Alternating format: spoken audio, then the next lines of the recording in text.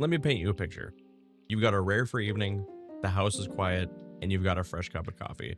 You sink in your chair, ready to finally dive in.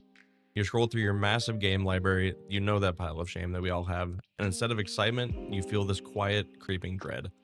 Well, that was me a few months ago. I was staring at the icon for a game I have poured hundreds of hours into, a game that I used to love, and I felt nothing. It became an obligation and a chore. That feeling just isn't you being picky, it's the final blaring warning sign of total gaming burnout. In this video, we're going to break down the 5 subtle symptoms that most gamers ignore, the signs that you're on the verge of walking away from your hobby for good. And more importantly, we're going to talk about how to get that joy back before it's too late. If you've ever stared at your Steam library and just felt, well, empty, let me know in the comments. I promise you, you're not alone. The first sign is a sneaky one. It creeps up so slowly you barely notice it happening. I call it the automatic login. You aren't choosing to play, you're just playing. Your muscle memory just takes over. You get home, then you flick on your PC or console and click the icon in your main game without a single conscious thought. It's a habit and not a hobby. This is especially true with modern live service games, which are masterfully designed to keep you on a treadmill. Daily quests, weekly challenges, limited time events, a battle pass that's about to expire, they all prey on our fear of missing out or FOMO. Before you know it, launching the game doesn't feel like an escape. It feels like clocking in for a second job, one you don't even get paid for. The game becomes a checklist, and your brain is just going through the motions to get a little dopamine hit before you log off, feeling no more rested than when you started. For me, this was a popular looter shooter. I'd log in every Tuesday just to see the weekly reset. I wasn't excited about it. I wasn't looking forward to playing with friends. I just felt this nagging duty to not fall behind. I was playing out of obligation, and that's a critical distinction. The fix for this is both simple and incredibly hard. You have to consciously break the cycle, just for one day. Don't automatically log in. When you sit in your chair, take a breath and ask yourself, what do I actually want to do right now? Now, not what the battle pass needs you to do, what you want to do. Maybe the answer is still gaming, which is great, but instead of the usual grind, install something completely different. Find a short 2-hour indie game, play a genre you've never touched. The goal is to remind your brain that gaming is a huge, diverse hobby, not a single repetitive task. Maybe the answer isn't gaming at all. Watch a movie or read a book. Just do something else to prove the world won't end if you miss one daily quest. The second sign is when the reward just stops feeling rewarding. You finally did it. You beat that boss you've been stuck on for days. Your team clutches the win in overtime, or that ultra rare sword finally drops. And as the victory screen flashes, you feel nothing. No triumphant rush, no satisfaction, just a quiet sense of relief that it's finally over. That's right, there is a major warning sign. Gaming is a reward-driven activity, and the whole feedback loop is built on overcoming a challenge and feeling good about it. When that feeling disappears, the loop is broken. The joy is gone. This often happens when the pressure to perform, whether it's self-imposed or when the community chokes out the fun of playing. It's not about the journey anymore, it's about the result. And when the result doesn't even deliver that hit of accomplishment, you're just left with exhaustion. I hit this point hard in a competitive shooter. I'd been grinding for weeks to hit a certain rank. I told myself I'd be thrilled when I got it. I played late into the night, getting more and more frustrated. And when I finally won that last game and saw the shiny new icon next to my name, I just sighed. I didn't even want to play another match. Closed the game and went to bed feeling more drained than accomplished. To fix this, you need to lower the stakes and just find the fun again. Ask yourself, why did you start playing the game in the first place? Was it the story, the beautiful world, the absolute chaos of playing with your friends? Try to reconnect with that original spark. If it was a social game, get your friends together for a fun night. No talking in ranks, no stressing about performance, just mess around and try dumb strategies and laugh. If it was a single player game, ignore the main quest and just go explore. Start a new playthrough with a weird build. The goal is to detach your sense of fun from your sense of achievement and remember that playing can be its own reward. The third sign is that gaming has started to colonize the rest of your life. Your time away from the screen isn't really rest, it's just pre-gaming time. At work, you're not focused, you're scrolling the game subreddit for the patch notes. When you're supposed to be relaxing, you're watching a 5-hour YouTube essay on the game's lore. You're not engaging with your other hobbies, you're just consuming content about your main hobby. This is a really subtle symptom of preoccupation.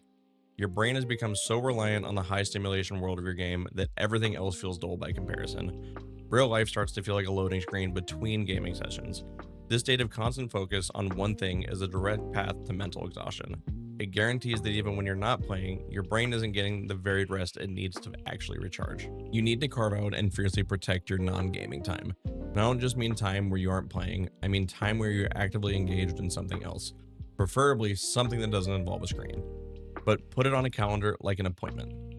Pick up an old hobby you let slide, Go for a walk without your phone, read a physical book, or learn 3 chords on a guitar. It doesn't matter what it is as long as it's just for you. This can feel boring or even a little agitating at first because your brain is trained to expect constant stimulation. But if you stick with it, you teach your brain that satisfaction can come from other places. That makes your return to gaming feel like a choice again and not a dependency. Sign number 4 is when the game starts taking a physical toll. You finish a session and you don't feel relaxed or energized, you feel drained. You have a dull, persistent headache, your eyes are strained, and you're irritable. Your focus both in the game and out of it is completely shot. This is the classic definition of burnout, the same thing people experience in high-stress jobs. Gaming is no longer your stress reliever, it has become the source of your stress. This usually comes from neglecting your basic needs. You skip meals to finish a quest, you sacrifice sleep for one more match, and not realizing that a lack of sleep is crushing your performance anyway. You might tell yourself you're relaxing, but your body is stuck in a state of prolonged stress, and it's sending you very clear signals that it can't keep going. This one is a non-negotiable, family. You have to treat your body like a priority, not an afterthought. The single most powerful tool you have against burnout is sleep. You can't grind your way through sleep deprivation. Set a hard pencil time down for gaming each night and stick to it. Use an alarm if you have to. Beyond that, do some basic maintenance. Use the 20-20-20 rule. Every 20 minutes, look at something 20 feet away for 20 seconds to fight eye strain. Stand up and stretch between matches. Keep a water bottle at your desk and actually drink it. Taking a full day or even a full weekend off from gaming isn't quitting, it's recovery. It's what allows you to come back refreshed and ready to enjoy it instead of pushing yourself to the point of collapse. And that brings us to the 5th and final sign, the one I mentioned at the start, the dread. This is the final boss of gaming burnout, when you actively dread launching a game you used to love. You look at the icon on your desktop and it feels like looking at a mountain of chores you don't want to do. Your brain isn't anticipating fun anymore, it's anticipating the grind. It's calculating the time commitment, bracing for the frustration of losing, and the mental energy needed just to play feels enormous. When a hobby gives you the same anxiety as a looming work deadline, you know you're in a critical state. This is your brain's last line of defense, screaming that this actively isn't serving its purpose anymore. It's causing more pain than pleasure. When you've hit this stage, a short break might not be enough. You need a hard reset, a full-blown gaming detox. Now, this doesn't have to be some dramatic 90-day ordeal. Start small and commit to 1 week. Uninstall your main game to remove the temptation of that automatic login and tell your online friends you're taking a short break. During this week, let yourself be bored. See what you naturally gravitate towards when the usual fix isn't there. And when you come back, and this is important, do not go straight back to the game that you burned out on. That's like recovering from a stomach flu and immediately eating the exact same spicy food that made you sick. Instead, play your comfort food game, that old classic from your childhood that's pure nostalgia, or try something new and low pressure, like a cozy farming sim or a relaxing puzzle game. The goal is simple: rediscover the pure, uncomplicated joy of play. You have to break the association in your brain between gaming and stress and rebuild its connection to fun. Recognizing these signs in yourself can be a little unnerving, especially when gaming has been a huge part of your identity. But burnout isn't a personal failure, and it doesn't mean you have to abandon the hobby forever. It just means your relationship with gaming, like any relationship, needs a little more maintenance to stay healthy. So to recap the 5 signs: the automatic login, empty victories, your off time becoming pre-gaming time, the mental and physical fog, and finally, the dread. If this video helped you out, do me a favor and hit that like button. And if you want more content about building a healthier, more joyful relationship with the hobby, make sure to subscribe. It helps out the channel more than you know. This isn't about quitting, it's about reclaiming your passion. It's about making sure that when you sit down in that chair after a long day, you feel that spark again. Now I want to hear from you. What was the game that burned you out the most? And what did you do to get your passion back? Let's talk about it in the comments. Thank you guys for watching as always.